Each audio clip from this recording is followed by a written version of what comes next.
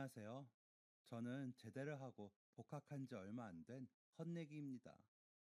아직 졸업까지 두 학기나 남았지만 제 나이는 26살이나 되어 뒤늦게 학교 수업을 따라가느라 고전하고 있습니다. 그간 코로나로 비대면 수업이었다는데 지금은 마스크를 쓰긴 해도 학교에 나가게 되니 현역 친구들과 나이 차를 더 실감하게 돼 쑥스러운 날들을 보내고 있습니다. 그 와중에 과외 알바하느라 시간에 쫓겨 고생을 하고 있긴 하지만 그래도 전보다는 안정적인 상황이 된 것 같아 마음은 편합니다. 아직 이 변화에 적응을 해야 할 것 같기는 하지만 말이죠.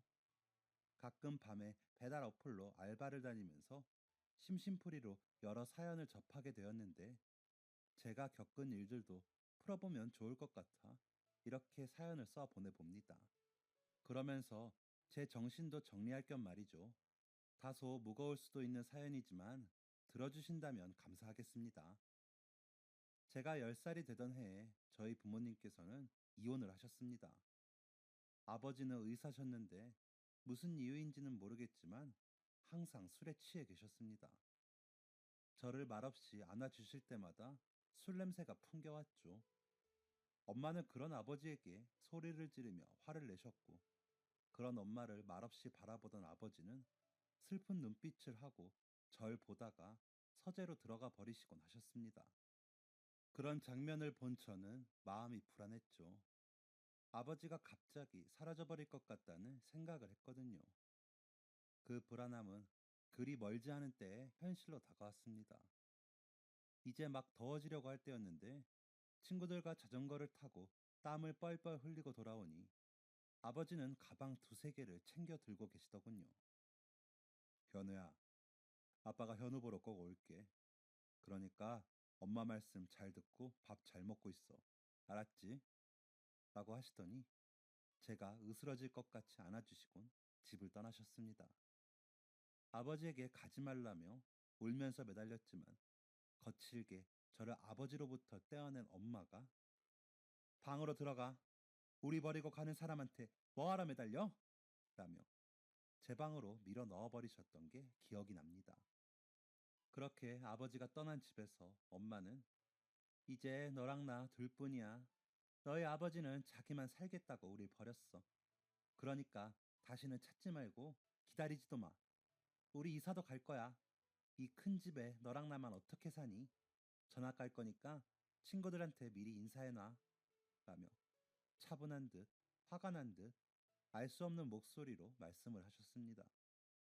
그리고 한 달여가 지난 어느 날 저는 외가가 가까운 동네로 이사를 갔습니다.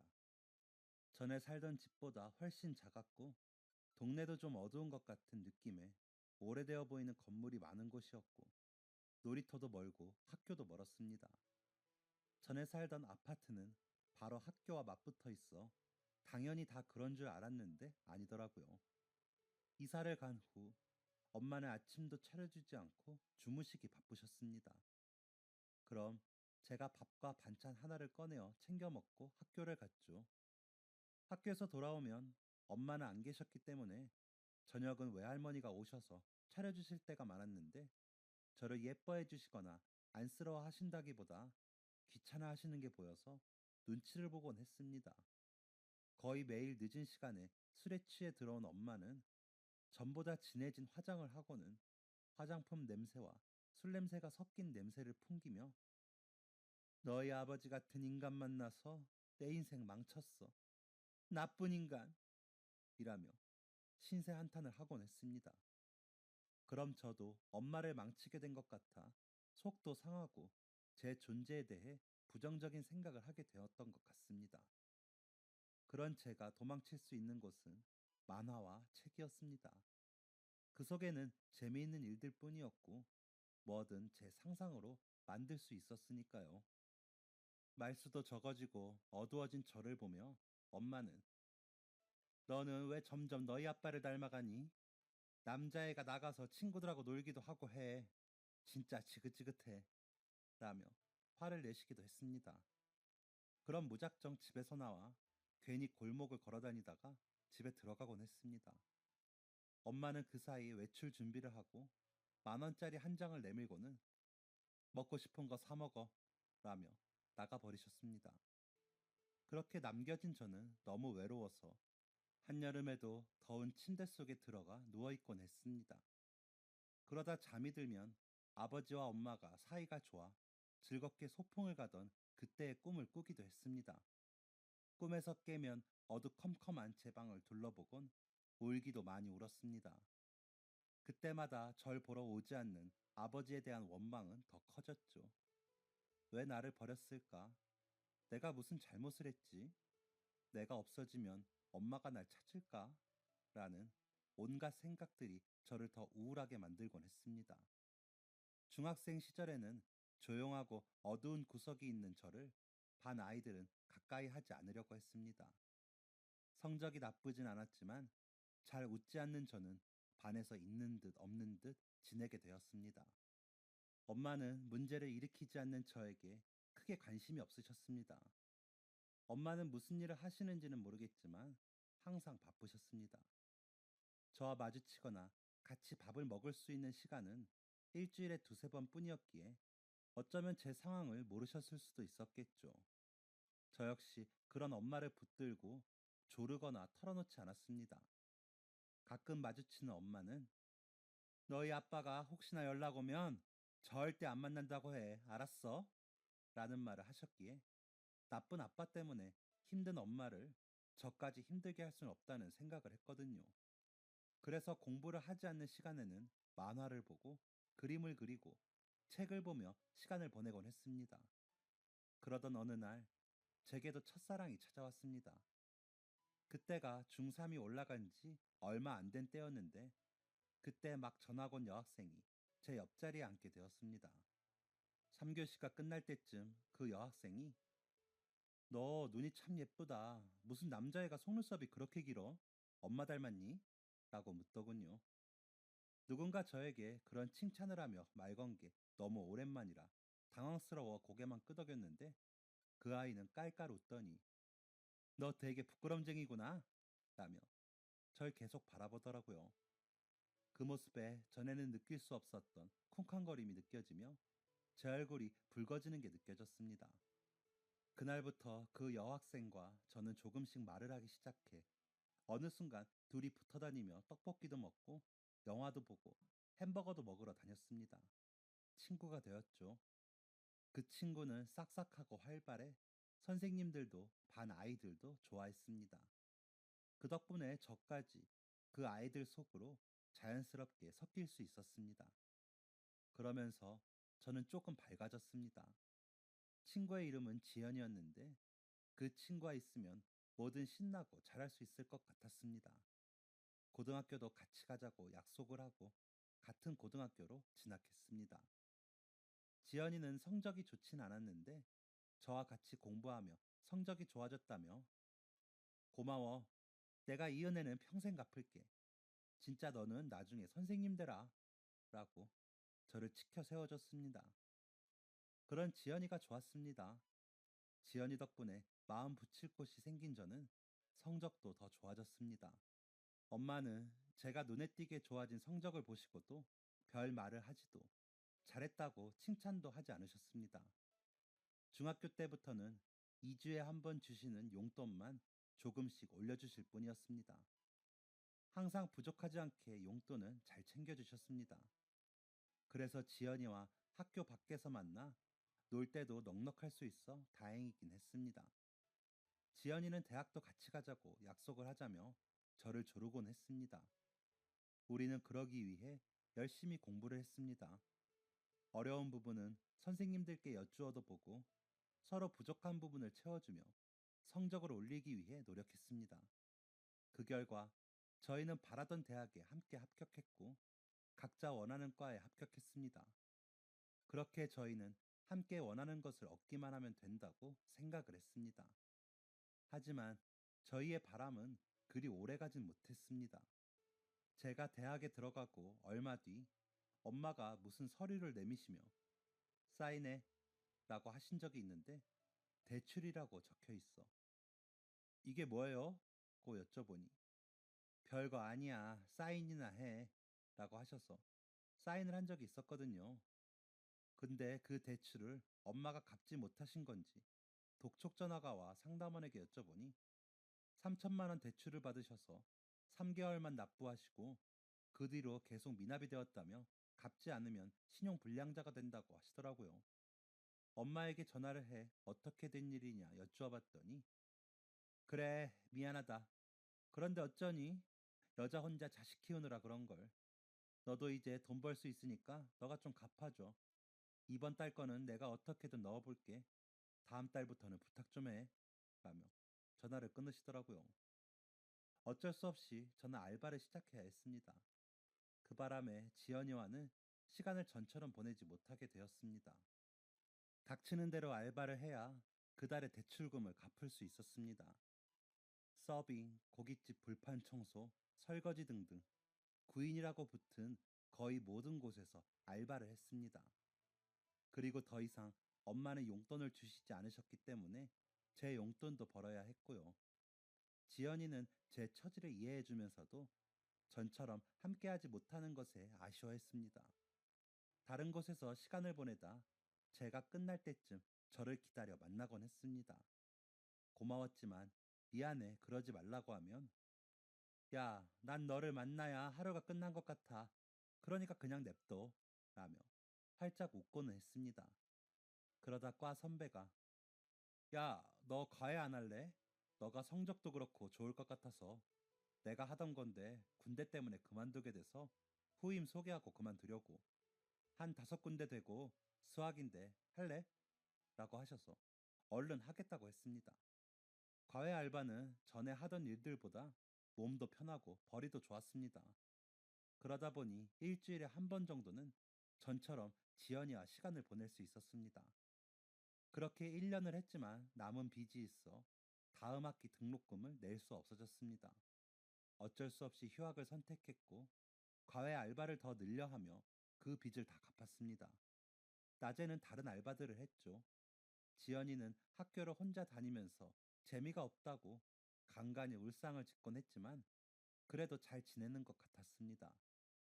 하지만 그런 말 때문에 얼른 학교를 다시 가기 위해 노력했습니다.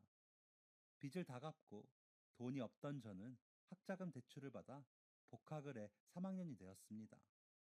하지만 한 학기를 넘기기도 전에 군대 입영 통지서가 나오더라고요.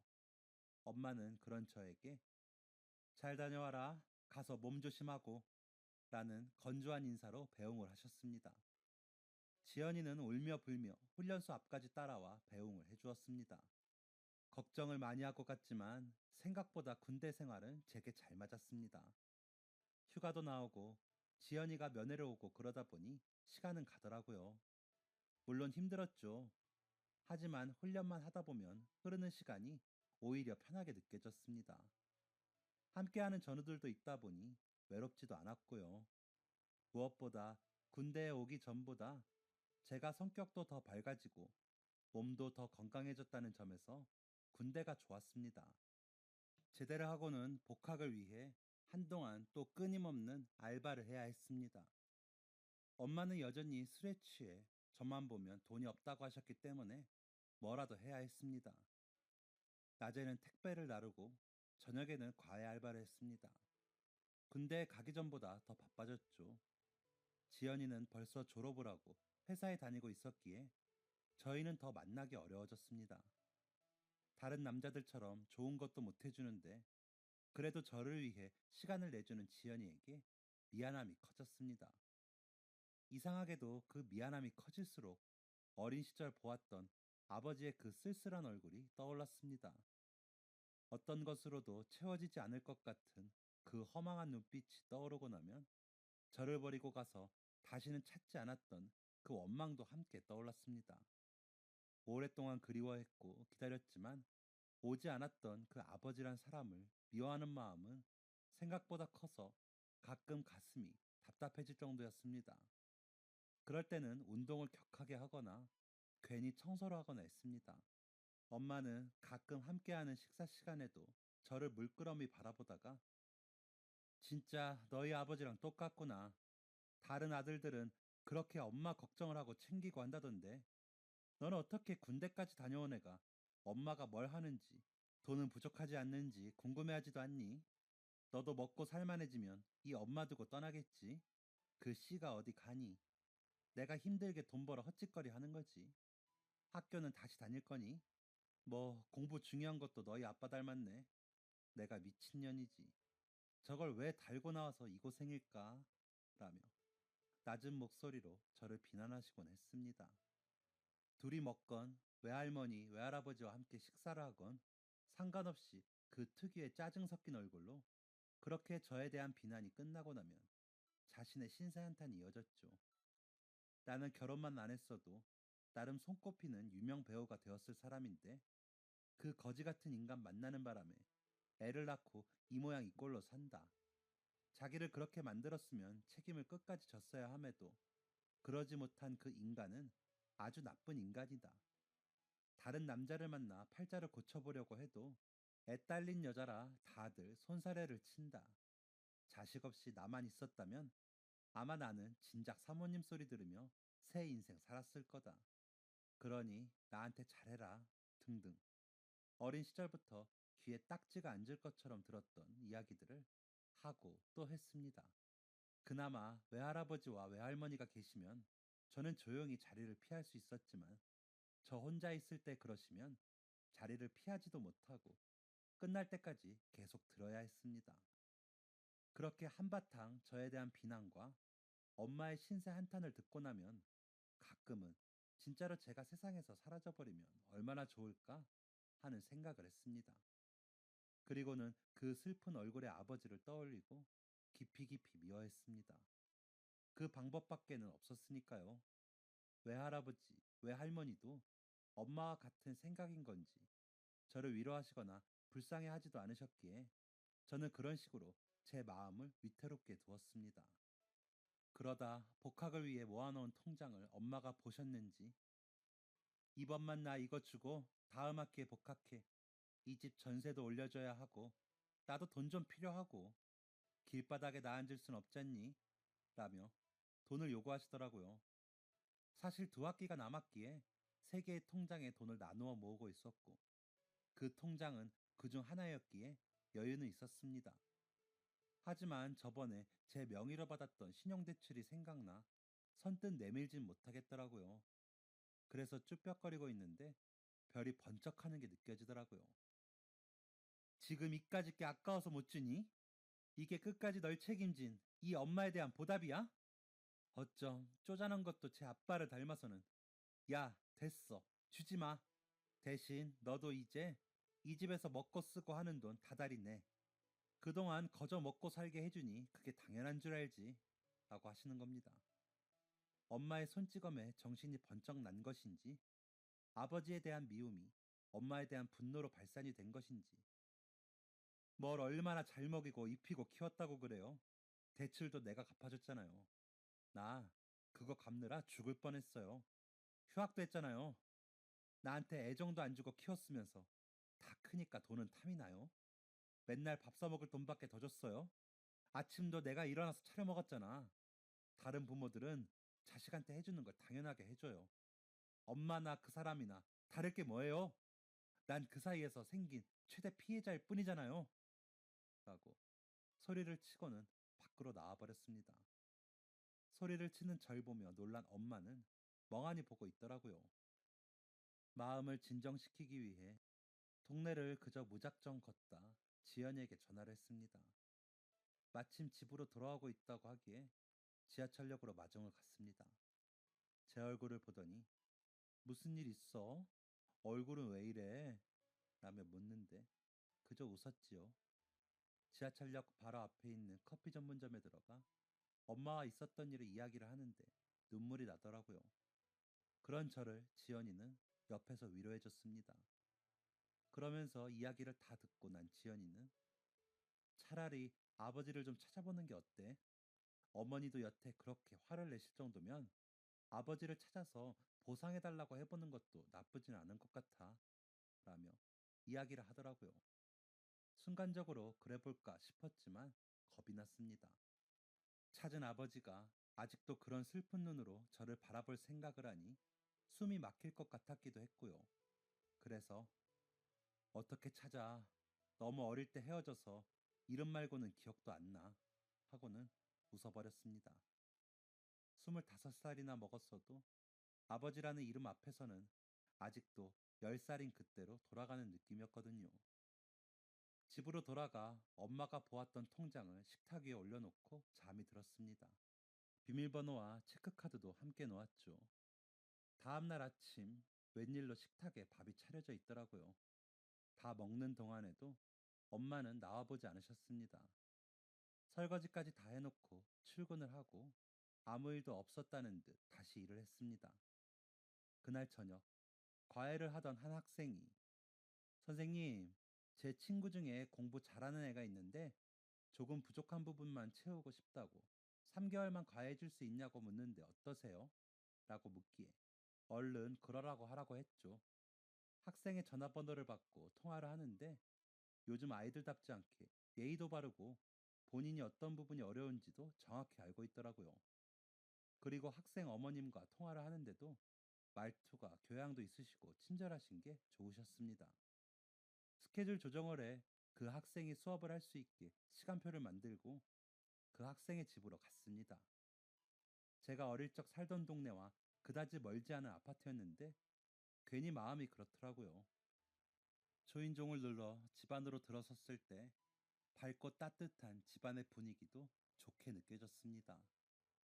학생과의 첫 수업은 만족스러웠습니다. 총명한 학생이라 알아듣기도 잘 알아들었고 겸손한 학생이었기에 수업하기 좋았거든요. 학생의 어머님이 챙겨주신 간식은 정갈했고 맛도 좋았습니다. 직접 만드시는 거라며 학생이 자랑스러워 하더라고요. 아직 중1밖에 안 되었는데도 자신이 하고 싶은 말을 또박또박 하는 모습이 귀여웠습니다.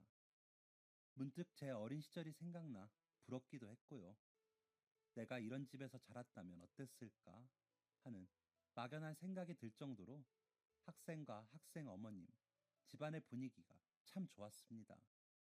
수업이 끝나고 학생 어머니께 수업이 어땠는지 설명을 드리고 앞으로 어떤 부분을 중점으로 수업을 하게 될 건지 설명을 드리고 자리에서 일어나려는데 학생 아버님이 퇴근에 들어오셨습니다. 학생 어머니께서 오늘부터 오시는 과외 선생님이세요. 저희 애기 아빠세요. 라며 인사를 시켜주셔서 안녕하세요. 김종훈이라고 합니다. 앞으로 잘 부탁드리겠습니다. 라고 인사를 하고 고개를 들어 학생 아버지의 얼굴을 보는데 저는 그 자리에서 얼어붙는 줄 알았습니다.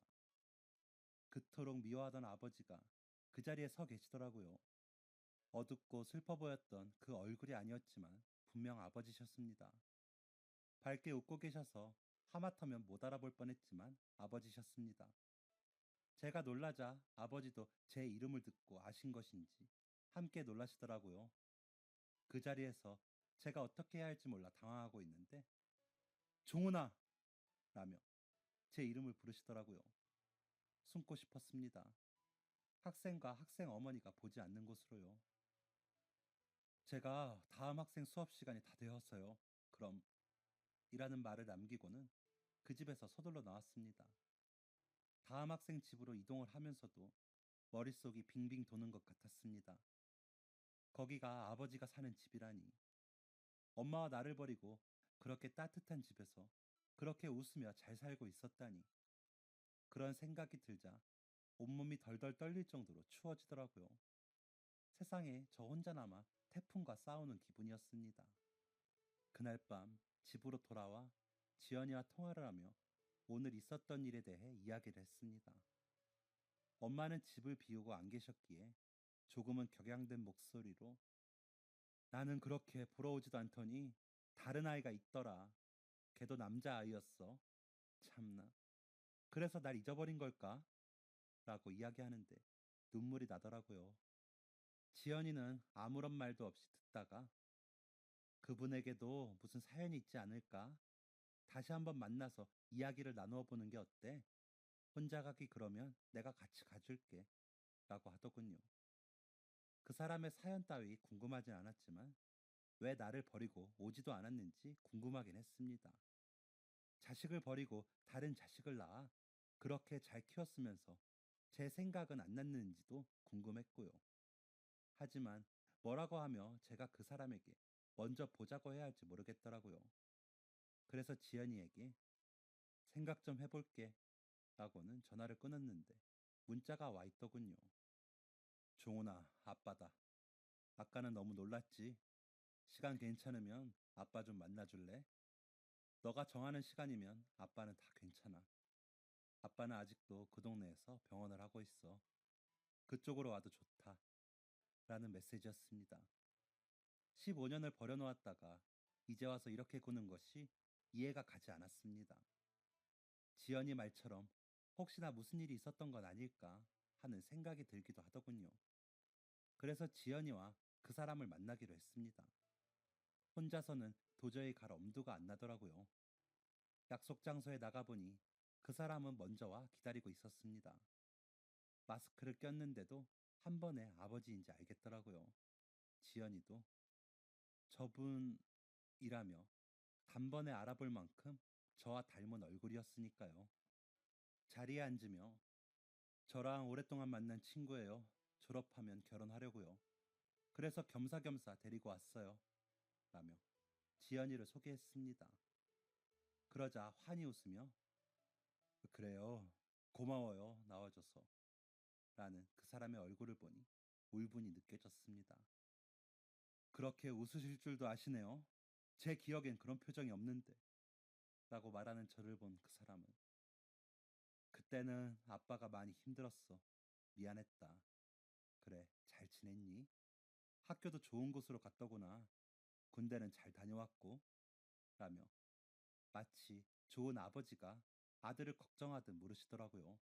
그런 그 사람의 모습을 보자니 미움과 원망이 마음속에서 똘똘 뭉쳐서 단단한 덩어리가 되는 것이 느껴졌습니다. 그 덩어리로 저 사람을 어떻게든 아프게 하고 싶다는 생각을 했죠. 갑자기 그게 왜 궁금하세요? 10살짜리 아들을 버리고 보러 오지도 않으셨잖아요. 다른 분 만나시느라 바쁘셨어요. 새 아들이 태어나니 저 같은 건 안중에도 없으셨어요. 엄마는 그렇다 쳐도 저는 챙기셨어야 하는 거 아니에요? 잘 지냈냐고요? 제 꼴을 보세요. 잘 지낸 것처럼 보여요? 라며 그 사람에게 냉소적으로 말을 했습니다. 그러자 그 사람은 그랬구나. 미안하다. 그래, 아빠가 무심했지. 라고 하시는데 아빠 소리가 되게 자연스러우시네요. 저는 너무 생소한데 앞으로 과외는 못할 것 같아요. 그리고 다시는 이렇게 만날 일도 없고요. 앞으로도 지금까지 그랬던 것처럼 서로 없는 사람으로 생각하며 살아요. 라고 하고는 그 자리에서 일어나 나와버렸습니다. 지연이는 인사를 하며 저를 따라 나오면서 아무 말 없이 제 팔을 꼭 잡아주더라고요. 얼른 그 자리를 벗어나고 싶었기에 그런 지연이의 손을 잡고 거의 뛰듯이 나와 택시를 탔습니다. 동네로 가주시라고 기사님께 말씀을 드리고는 흑흑 소리를 내며 울었습니다. 그분, 아버지는 제가 말을 하는 동안 그때 그 슬픈 표정으로 돌아가 있더라고요. 나라는 존재는 아버지를 그렇게 슬프게만 하는 존재라는 게 속상했습니다. 행선지에 도착해 택시에서 내려 버스 정류장에 앉아 한동안 멍하니 있었습니다. 그런 제 곁에서 말없이 있어주던 지연이는 그런데 너희 아버지 널 바라보시는 게 되게 사랑스러운 눈빛으로 보시던데 널 잊고 살았다고 하기엔 너무 사랑스럽게 보셔서 좀 놀랐어 라고 하는데 그 부분에서 저도 공감을 했습니다. 하지만 그런데도 저를 찾지 않은 사실이 달라지진 않으니 뭐 크게 동요되지도 않았죠. 배가 고프다는 지연이를 데리고 가 밥을 먹고 집으로 돌아와 침대에 눕는데 그 어떤 하루보다 길었고 고된 하루를 보낸 것 같이 느껴졌습니다. 그렇게 멍하니 있다 잠이 들었다가 일어나 보니 출근 시간이더군요. 휴일을 그렇게 보내 아쉬운 마음이 가득한 아침이었습니다. 그렇게 저는 다시 제 일상으로 아무렇지도 않게 돌아갔습니다. 며칠 후 그 학생의 어머니가 전화를 하셨더라고요. 받을까 받지 말까 고민을 하다가 전화가 끊겼습니다. 그 후로도 전화는 두 번이 더 울렸고 세 번째 벨이 울릴 때 저는 못 이기는 척 받았습니다. 여보세요? 라고는 아무 말도 하지 않으시기에 할 말이 없으시면 끊겠습니다. 라고 했더니 선생님, 성함 보고 아이 아빠에게 말을 할까 말까 했지만 혹시나 싶어 말하지 않았어요. 동명이인일 거라고 생각했고요. 그런데 집에 들어서는데 어쩌면 가능하겠다 싶어 아이 아빠에게 야간 진료 보지 말고 얼른 오시라고 한 거예요. 라고 하시더라고요. 그럼 저를 찾길 원하셨다는 건가요?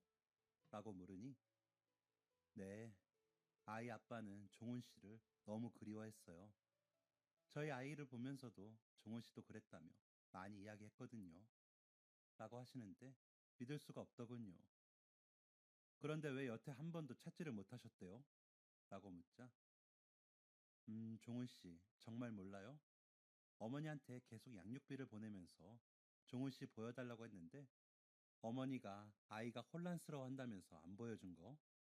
그러면서 양육비 끊으면 알아서 하라고 돈이나 더 내놓으라고 하시는 바람에 제가 원망도 많이 했어요. 라는 겁니다. 양육비요? 라고 되물으니 몰랐군요. 그럴 수 있죠. 종훈 씨도 아이였으니까.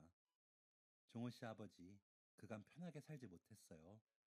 어머님이 만드신 그 빚을 작년에야 다 갚았고 종훈 씨 양육비도 보내야 했고 우리도 먹고 살아야 했으니까요. 그래서 나도 오래돼서 처음으로 전업주부라는 걸 하고 있어요. 라고 하시더라고요. 빚이요? 우리 엄마가요? 라고 물으니 그것도 몰랐나요? 어머님이 아버님 명의로 사업을 한다며 빚을 엄청 만들었어요. 한 20억 정도. 그러고도 다른 남자까지 만나 이혼하신 걸로 알고요. 아버지는 그 빚을 갚느라 힘이 들면서도 종우 씨를 만나려고 양육비를 점점 더 보내셨고요. 그런데도 한 번을 안 보여주더라고요. 그래서 제가 보내지 말아버리라고 한 적도 있어요. 그런데도 종우 씨한테 쓰겠지라며 달라는 대로 보냈어요. 그건 진짜 알아주세요. 그렇게 살다가 작년에야 그 빚을 다 갚았어요. 양육비는 아직도 보내고 있어요. 확인해 보세요. 사실 이렇게 인연 끊기면 그만이지 싶어 전화를 하지 말까 생각도 했어요. 그런데 며칠 전 종우 씨 만나고는 아버지가 너무 힘들어 하세요. 이제야 겨우 만났는데 한 번 안아보지도 못했다면서 이제 본인보다 더 커진 그 아이에게 미안해서 어떻게 하냐면서 매일 울어요. 종훈 씨, 제발 오해를 풀고 아버지 다시 한번 만나서 이야기 좀 들어주면 안 돼요? 라고 하시더라고요. 어안이 벙벙했습니다. 내가 알던 아버지와는 정반대의 이야기들이었으니까요. 그런데 그렇게 빚도 많은 사람과 왜 결혼하셨어요? 라고 물으니 저는 그전부터 함께 일하던 간호사였어요. 매일 술만 마시다 쓰러진 그 사람을 간호하다 제가 고백을 했어요. 너무 좋은 분이라 조금이라도 웃게 해드리고 싶다는 생각을 했거든요. 우리는 결혼식도 못했어요. 처음엔 살림도 안 합치려는 거 아이가 생기는 바람에 합쳤죠. 그때 어머님이 오셔서 제 머리채도 잡으셨어요. 위자료 더 내놓으라고요. 그런데도 아버님을 떠나지 않은 건 그 모든 걸 뛰어넘을 만큼 착한 사람이어서였어요. 라고 하시는데 머리가 어지러웠습니다. 일단은 생각을 해보겠다고 하고는 전화를 끊고 한동안 멍하니 그 자리에 서 있었습니다. 이제 막 들기 시작한 단풍이 햇빛과 어지럽게 절 괴롭힌다는 생각이 들다 정신을 차렸습니다.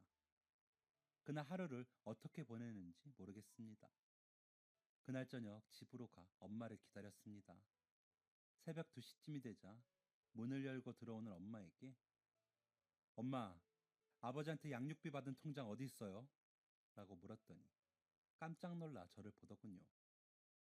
진짜 받았구나. 그래놓고 그동안 나 키우기 힘들다고 그렇게 나를 구박하고 그랬구나. 그럴 거면 날 그냥 아버지한테 보내지 그랬어요. 아, 돈 때문에 못 보냈구나. 아버지랑 나는 엄마한테 그저 돈이었구나. 그래서 아버지 그렇게 망하게 해놓고 이혼했으면서 뻔뻔하게 날 그런 식으로 키웠구나. 라고 소리를 치니 술 냄새를 풍기며 놀란 듯 보이던 엄마는 그래서 뭐? 내가 배우로 성공만 했어봐. 그까짓 돈? 별것도 아니야. 참나. 별것도 아닌 걸 가지고 일이 소란이야. 그래서 내가 널 굶겼어? 너 옷도 사입히고 다 했잖아! 라며 오히려 기세가 등등해 큰 소리를 치더라고요. 앞으로 양육비 받지 못하실 거예요. 아버지, 이제 그만 좀 놔주세요. 라고 했더니 갑자기 돈을 왜 끊어?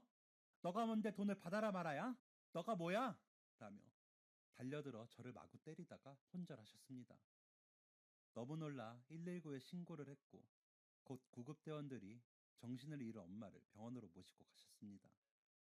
저 역시도 같이 갔죠. 눈물도 안 날 만큼 모든 상황이 꿈인 것 같았습니다. 아버지와 사시는 그분이 챙겨주셨던 간식이 갑자기 떠오르더군요. 제 현실이 더 비참하게 느껴져 속상했습니다. 병원에 실려가서도 정신을 차리지 못하신 엄마는 각종 검사를 받게 되었습니다. 그러다 응급실에서 병실로 옮겨져 그 다음 날도 집으로 가지 못하셨습니다. 정신을 차린 엄마는 집에 가겠다고 하셨지만 이 부분에 종양이 보이는데 악성인지 아닌지 보셔야 해요. 그동안에도 정신을 잘 잃으셨어요? 아프셨을 텐데 왜 이제야 병원에 오셨어요? 라는 의사 선생님의 말에 잠잠해지더군요. 외할머니께 연락을 했는지 외할머니가 오셔서는 아이고 내 새끼 이게 무슨 일이냐 우시는데 엄마와 한통 속인 것 같아서 보기 싫었습니다. 그런 두 분을 뒤로하고 집으로 와 엄마 통장이나 이런 걸 찾아 은행으로 가 찍어보았지만 진짜 한 푼도 없더군요. 하다못해 보험도 없었습니다. 그러면서 처음 열어본 엄마의 옷장은 명품 옷으로 가득하더군요. 가방이며 귀금속도 엄청나고요. 이런 것들과 저를 바꾸고 아버지를 괴롭힌 거였더라고요. 이제는 제가 복학을 위해 모은 돈으로 엄마의 병원비를 해야 하는데 이 돈으로 얼마나 버틸 수 있을지 아득해져 왔습니다. 지연이 생각도 많이 났습니다. 이제는 우리 사이도 어째야 하나 싶기도 하고요. 그때 아버지에게서 전화가 오더라고요. 받고 싶지 않았지만 왠지 모를 부채감에 전화를 받았습니다. 엄마 아프다며? 연락받았다. 놀랐지? 걱정 마. 아빠가 알아서 할게. 알았지? 라고 하시는데 눈물이 나더군요. 그걸 왜 아버지가 하세요? 그동안 그렇게 뜯겼으면 됐지. 지금 함께 사시는 분한테 미안하지 않으세요? 라며 울며 말을 하니 미안하지. 고맙고. 그런데 엄마는 너를 낳아준 사람이잖니. 그것만으로도 이유는 충분하다. 라고 하시는데 그냥 아무 말도 못하고 엉엉 울었습니다. 그간의 외로움과 그간의 서러움, 그간의 미움과 울분이 다 사라지는 것 같았습니다. 그렇게 한참을 우는 저의 목소리를 아무 말도 없이 들어주시던 아버지는 미안하다 라고 하시며 사과를 하시더라고요. 아버지가 미안하실 일이 아니죠. 제가 죄송해요. 진작 찾아보지 못해서요. 라며 아버지께 다시 연락드리겠다고 하고는 전화를 끊었습니다. 아버지의 그 전화 한 통으로 제 인생이 달라지더군요. 저는 더 이상 우울하고 어두운 김종훈이 아니었습니다. 그간에 밝아지고 있다라고 생각하면서도 가지고 있었던 어두운 면이 다 지워지는 기분이었습니다.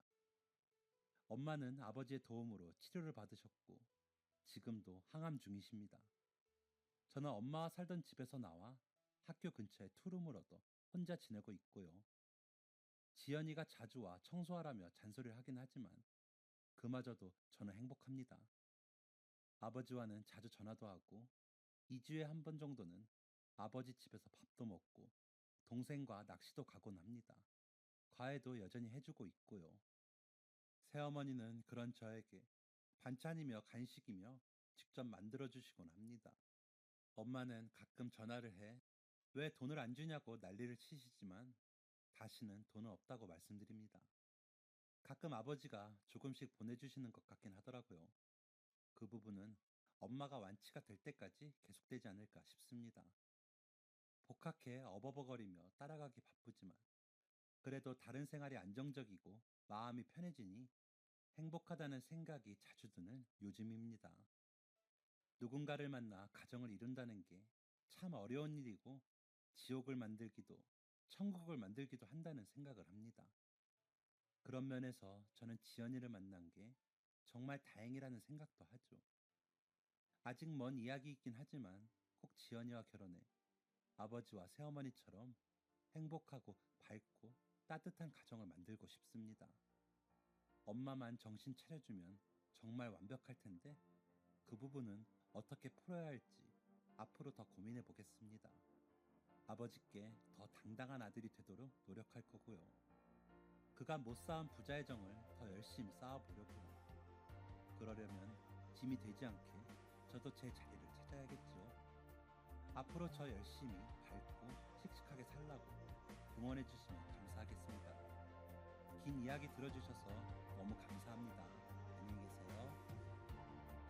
지금까지 사연 들어주셔서 감사합니다. 사연이 재밌으셨다면 구독과 좋아요를 눌러주세요. 감사합니다. 안녕히 계세요.